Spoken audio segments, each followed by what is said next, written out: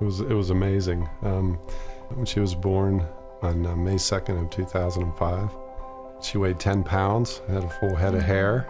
When she came into our lives, she completely turned it upside down, but in a good way. She just has a ton of energy and likes to get up early and stay up late, and she's just been a blessing to us. My name is Emily.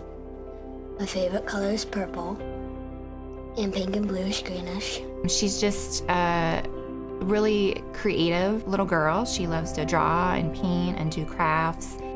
We think that she's just really strong and really brave because of what she went through. She went through 16 months of chemotherapy. She was supposed to go through a total of 26 months, and we got to 16 months of treatment when we found out that she had relapsed. The chemotherapy didn't work, and our hospital there told us that there wasn't anything else that they could do. And so they said that we could take her home and we would have a few weeks with her, or possibly a few months. It even got to a point where Carrie had to stop doing research because the research showed that she wasn't going to survive.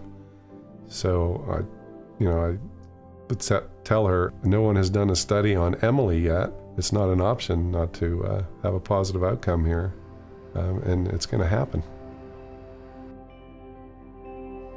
Emily came to us in April of 2012. She had been in the hospital for nearly a year and was unable to get into remission. She was the first child enrolled on our protocol, and so we had a lot of doubts as whether the infused killer T cells that we made would be able to keep up with the rapidly progressing leukemia cells. Some parents naturally would think of, I'm not sure if I just want my child to be a scientific experiment, but trying these experimental studies is what leads to breakthroughs.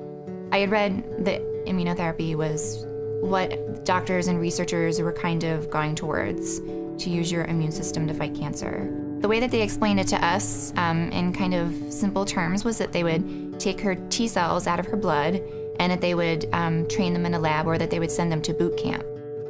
Then we're going to put them back into your blood, and those cells are going to find cancer cells in your body, and they're going to get rid of them. They had expected her to get a fever about 7 to 10 days after the T cells. She was on a ventilator for 2 weeks. But once she got on the ventilator, I think the doctors and researchers realized that it was because the T cells were actually working.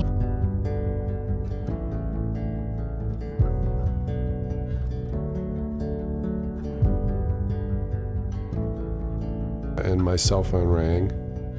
He looked like he was in a daze, and he was just staring at his phone. And I said, "What's wrong? There must be something wrong."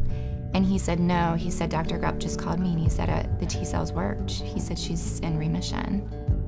It's been an amazing journey for me. It's been over 20 years that I've been working on this, so that's obviously very rewarding. There's still a lot to do.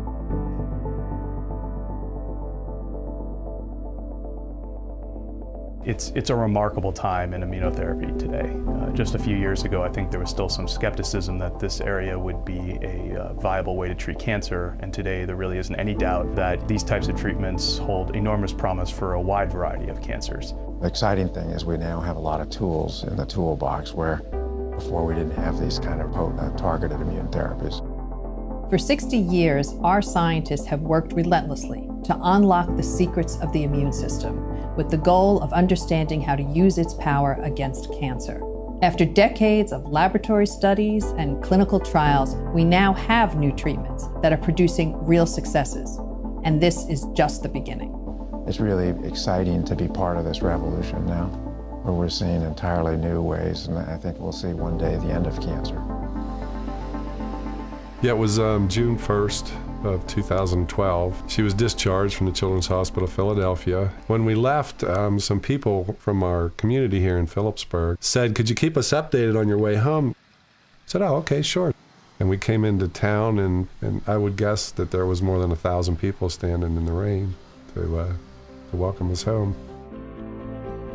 This is the first year that she's gone back to school where she has a full head of hair, and it's just really exciting to see her being excited about going back to school and being with her friends, and just being able to have a normal childhood again. She's just like every other child now. I hope that one day, when you're diagnosed with cancer, that they can say, "We're going to give you this treatment, and in a couple of weeks your cancer is going to be gone." And we used to give people this diagnosis, and it used to take years to finally say that your cancer is in remission or that your cancer is cured. And now we can do it in just a couple of weeks or a couple of months with very few side effects.